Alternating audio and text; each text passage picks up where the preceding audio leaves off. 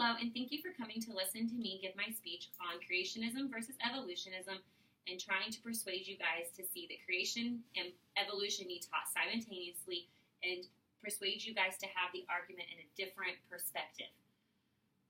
When I was in class at Clark State, I had a teacher who was also a teacher at Miami University. His name was Professor Erbacher. The first time I had him, he said that science was the study of the natural laws and that religion was the study of the creator of the laws.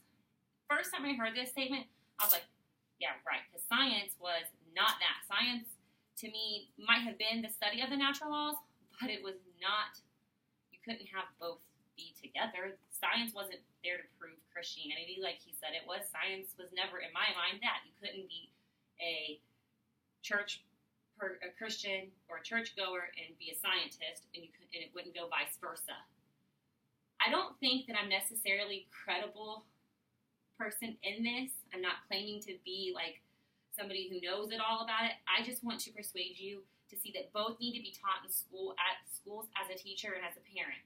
I want my kid to learn both because he needs to know how to argue. You can't argue if you don't know both sides.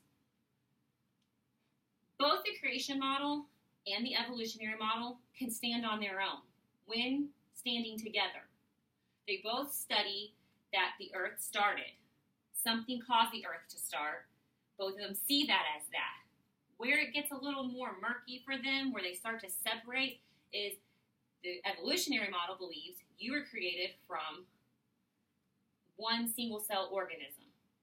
The creationist model sees that God created you, or the Almighty Creator created you.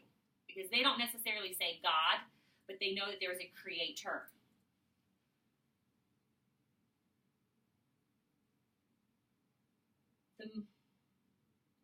This is a much greater leap to see evolution. You have to take a bigger leap because there's so many gaps in it.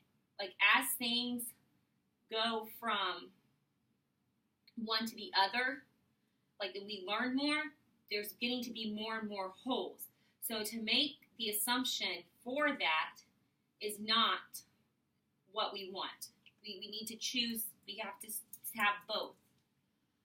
The mainstream sector believes that evolution can stand on its own, and that's what they see. Most people in the mainstream classrooms, that's what's taught, that's how it's going to be. But creationism is also one that can stand on its own. It can be argued science to science. However, it doesn't get argued science to science. It gets argued religion with it, and science gets pushed to the wayside. If we look at it in an idea of the bias of evolution, you'll see that, there was scientific bias is something that still stands today.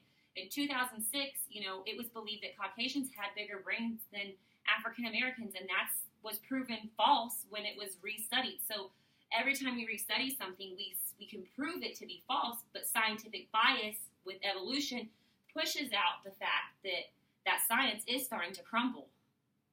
And it's crucial that we do find a way to get both taught. Both of them can stand on their own, yes, but if we argue them the way we need to, then possibly someday we will get to see creationism be taught in a school.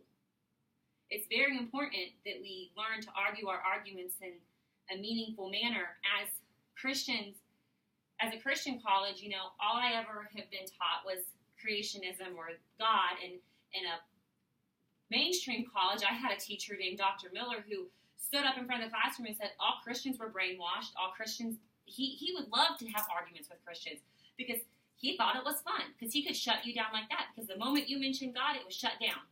But if we can argue the two of them together, we might get to see it taught in our schools. Creationism can be taught, and it's definitely important that we learn to argue it in a way to be taught. So with that, I want to leave you with this. I want you guys to think about the fact that, when you have an argument, learn to argue science with science.